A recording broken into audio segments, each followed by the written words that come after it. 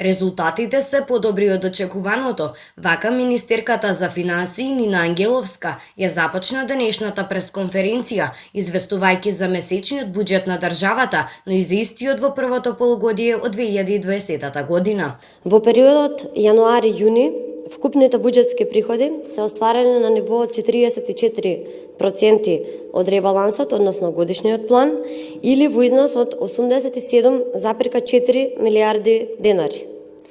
Ова е за 9% помалку во однос на истиот период лани.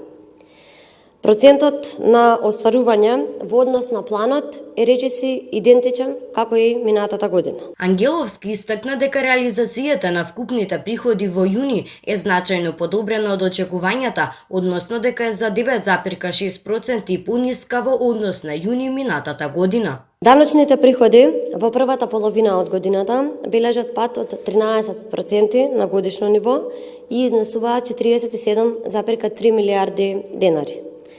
Тоа е всушност 44% вкупна реализација од планот, што е речиси непроменета реализација како процент, споредано со минатогодишната истиот период.